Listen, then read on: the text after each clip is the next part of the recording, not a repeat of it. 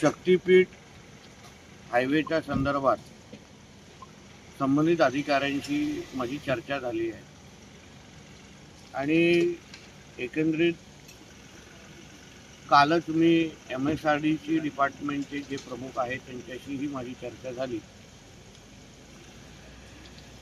सर्वात प्रथम सिंधुदुर्गाच्या आणि त्या भागातल्या ज्या लोकांमध्ये गैरसमज पसरवण्याचा जो प्रयत्न होतोय त्यांना मी स्पष्ट भूमिका सांगेन राज्य सरकारची की प्रत्येकाला विश्वासात घेतल्यानंतरच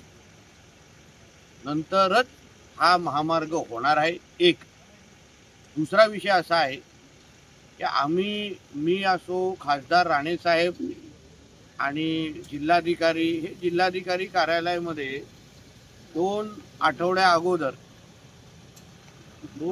अगोदर आमची बैठक झाली आणि त्या बैठकीमध्येच आम्ही स्पष्ट भूमिका संबंधित MSRDC आणि अन्य लोकांना स्पष्ट सांगितली की लोकांना विश्वासात घेतल्यानंतर एकत्र हे करायचं आणि दुसरं म्हणजे आम्हाला पर्यायी 2-3 मार्ग दाखवा।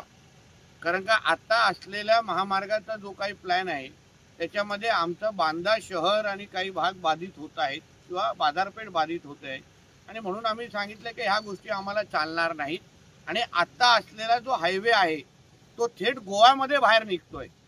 म्हणजे उद्या अगर म्हणजे झाराप ज्याला म्हणतात आणि त्याचं टोक डायरेक्ट गोव्यामध्ये निघतंय। ज्या हायवेचा टोकच अगर गोवा राज्यामध्ये निघत असेल तर त्याला महाराष्ट्राला काय फायदा, सिंधुदुर्गाला काय फायदा। म्हणून आता असलेला जो काही प्लॅन आहे तो 101% आम्ही बदलणारच आहे।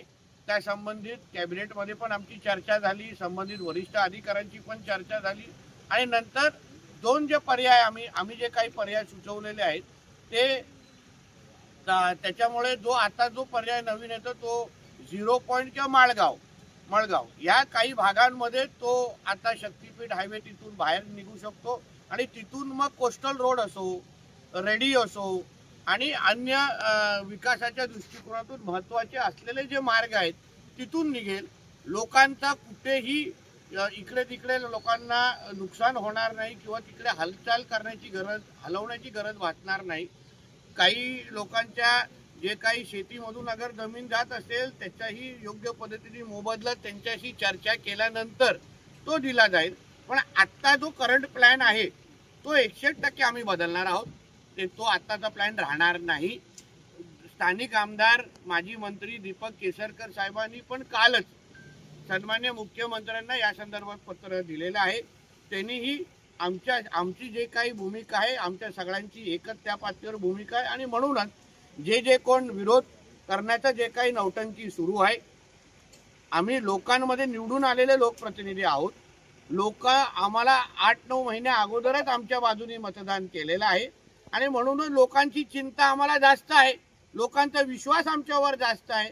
ज्यांना लोकांनी नाकारलेला आहे, ज्यांना लोकांनी घरी बसवलेलं आहे त्यांनी लोकांच्या माती भडकवण्याचा प्रयत्न करू नये। तरी त्यांचे पण काही प्रश्न असतील त्यांच्याशी संवाद करायला मी स्वतः तयार आहे पालकमंत्री म्हणून।